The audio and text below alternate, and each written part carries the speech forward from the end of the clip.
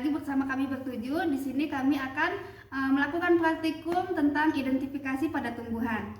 Selamat menyaksikan. Baik, sebelum melakukan praktikum tentang klasifikasi dan identifikasi pada tumbuhan, maka Ananda harus mengetahui tujuan praktikumnya. Di mana tujuan praktikum yang pertama itu peserta didik dapat menjelaskan tujuan dari klasifikasi makhluk hidup. Yang kedua, itu peserta didik mampu menjelaskan dasar-dasar klasifikasi makhluk hidup. Yang ketiga, peserta didik mampu menentukan tingkat takson dalam klasifikasi makhluk hidup. Yang keempat, peserta didik mampu mengidentifikasi makhluk hidup berdasarkan kunci determinasi atau identifikasi. Yang terakhir itu ada peserta didik mampu membuat kologram berdasarkan prinsip-prinsip klasifikasi makhluk hidup. Baiklah anak-anak sekalian, yang selanjutnya itu persiapan alat dan bahan untuk praktikum kali ini. Untuk alat yang digunakan yaitu ada HVS, alat tulis, penggaris, dan literatur. Untuk bahan yang digunakan pada praktikum kali ini, yang pertama yaitu tumbuhan kembang merak. Yang selanjutnya yaitu ada kacang giring-giring. Yang ketiga yaitu ada tumbuhan lantoro. Baiklah, selanjutnya kita masuk ke langkah kerja pada praktikum kali ini, yang mana langkah kerja pertama kita harus menyiapkan alat dan bahan yang akan kita gunakan. Setelah alat dan bahan yang akan kita gunakan sudah kita sediakan di atas meja, kita lanjut ke kegiatan identifikasi tumbuhan, yang mana tadi ada 3 tumbuhan, ada kembang merah, ada kacang giring-giring, dan ada lamtoro. Nah, dari beberapa tumbuhan tersebut ada bagian-bagian yang akan kita identifikasi, yang mana itu ada bagian akar, bagian batang, bagian daun, bagian bunga, bagian biji. Nah, setelah semua kita amati, yang kita amati tersebut akan kita gambarkan di kertas HVS yang kita sudah siapkan tadi. Nah, setelah kita gambar bagian-bagian tersebut, maka kita akan memberikan keterangan-keterangan dari bagian-bagian tersebut. Baik, kita akan masuk kepada penjelasan dari tumbuhan lamtoro, di mana bahasa Latin dari tumbuhan lamtoro adalah Leucena leucancephala. Di mana kita akan membahas tumbuhan ini dari bawah, di mana akar dari tumbuhan lamtoro ini yaitu berupa akar tunggang, di mana akar ini berfungsi sebagai menyerap zat-zat hara yang ada di dalam tanah untuk proses pertumbuhan pada tanaman ini.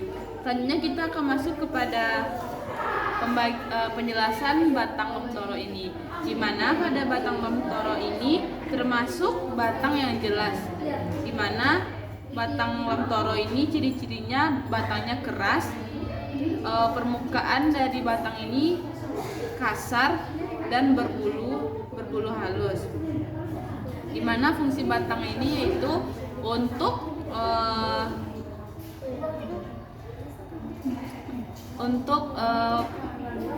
sebagai penghubung antara akar dengan batang dan daun dan biji. Baiklah, selanjutnya kita akan masuk kepada folium atau bahasa sehari-harinya yaitu daun, di mana kita akan membahas tentang daun pada lamtoro, di mana pada daun lamtoro ini termasuk daun tak lengkap, di mana kenapa dikatakan daun tak lengkap? Karena pada daun lamtoro ini tidak ada vaginanya. Dan pada daun lamtoro ini merupakan daun bertangkai. Pada daun ini ada tangkai yang menyatu pada daun. Selanjutnya, pada daun lamtoro ini termasuk daun majemuk, karena ada tipe-tipe majemuk yang berada pada daun ini. Seperti dengan daun ini yaitu daunnya berhadapan, saling berhadapan atau berpasangan. Karena itu dimasuk kepada daun majemuk. Dan pada daun ini, pada waktu dewasa, daun ini berwarna hijau muda. Dan pada masa tuanya, daun ini berwarna hijau tua.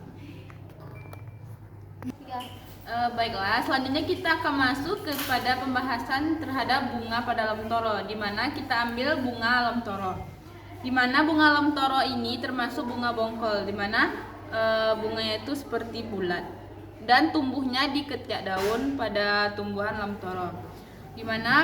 Dan bunga ini berwarna putih dan terdapat di sini terdapat ini benang-benang seharinya untuk proses pertumbuhan pada tumbuhan lamtoro.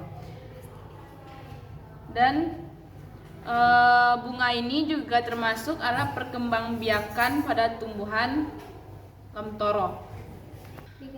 Selanjutnya kita akan masuk kepada buah pada lamtoro, di mana buah pada lamtoro ini termasuk buah dikotil. Kalau kita kupas buah pada lamtoro ini ketika dewasanya dia berwarna hijau dan ketika dia kering akan berwarna coklat.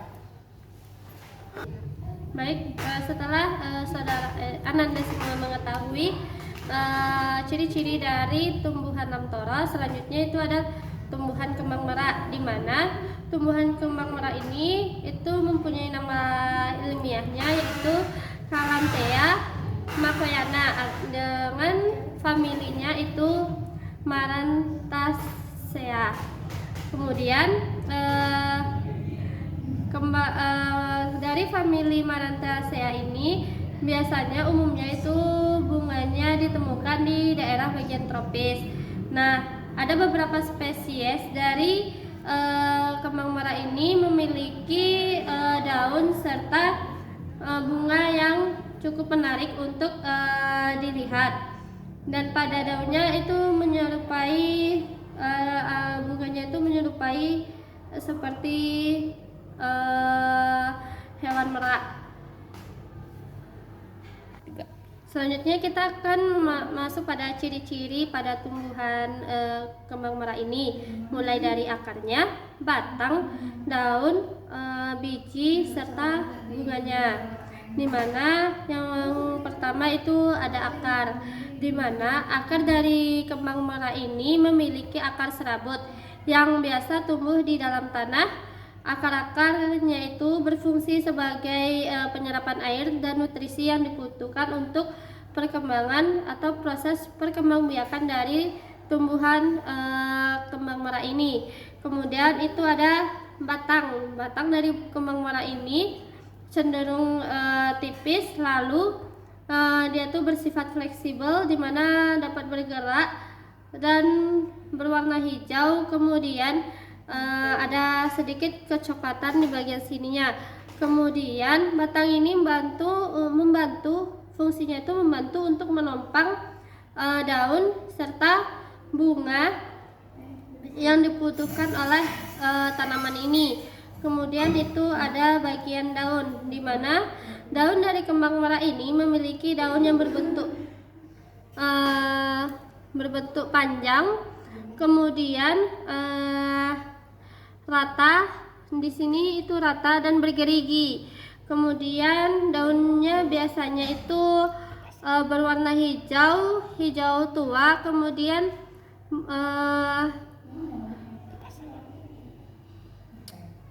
tersusun secara berlawanan atau memutar yang disebut dengan daun majemuk. Kemudian itu ada bagian bijinya, di mana bijinya ini untuk bijinya itu termasuk ke dalam biji dikotil, di mana untuk melihat bijinya itu kita buka terlebih dahulu dan dapat dilihat bijinya itu berwarna hijau muda. Nah, selanjutnya itu ada bagian bunga dari kembang merak ini. Bunga dari kembang merak ini terlihat sangat menarik dan berbentuknya seperti hewan merak, di mana bunga ini adalah termasuk ke dalam bunga tunggal yang berbentuk mirip seperti merak, dengan kelopaknya itu menyerupai helaian daun merak yang terbuka. Kemudian bunga ini umumnya berwarna merah, dan ada juga sebagian bunga merak ini yang berwarna hijau, biru, ungu, serta pink. Variasi dari bunga merak ini merupakan variasi lain dari bunga merak yang berwarna merah. Baiklah, selanjutnya yaitu pada kacang giring-giring, di mana akar kacang giring-giring ini memiliki sistem akar tunggang yang kuat. Akarnya dapat tumbuh dalam tanah hingga kedalaman yang signifikan untuk menyerap air dan nutrisi. Kemudian batang dari kacang giring-giring, di mana ciri-ciri dari batangnya itu yaitu tegak dan berdahan. Kemudian batangnya cukup kuat dan permukaan dari batang ini berbulu atau berambut halus. Kemudian batangnya berwarna hijau, ya, hijau pucat atau hijau muda. Kemudian kita masuk kepada bagian daun, di mana daun yang berbentuk daun majemuk dengan anak daun yang tersusun bergantian. Kemudian anak daunnya dapat terdiri dari sekitar 5 hingga 15 pasang daun kecil atau helaian. Kemudian helaian ini berbentuk meruncing dan memiliki permukaan daun yang halus dan berbulu halus di bagian bawahnya. Selanjutnya kita masuk ke dalam bagian bunga. Bunga pada Crotalaria paladina ini biasanya tumbuh dalam tandan yang menggantung. Setiap tandan bunga dapat mengandung beberapa bunga. Bunganya berbentuk seperti corong dengan kelopak berwarna kuning dan kuning pucat. Bunga ini biasanya buah pada kacang giring-giring ini berbentuk polong, lonjong dan ramping. Pada buah yang muda berwarna hijau dan di saat kering berwarna coklat. Pada biji kacang giring-giring ini adalah dikotil.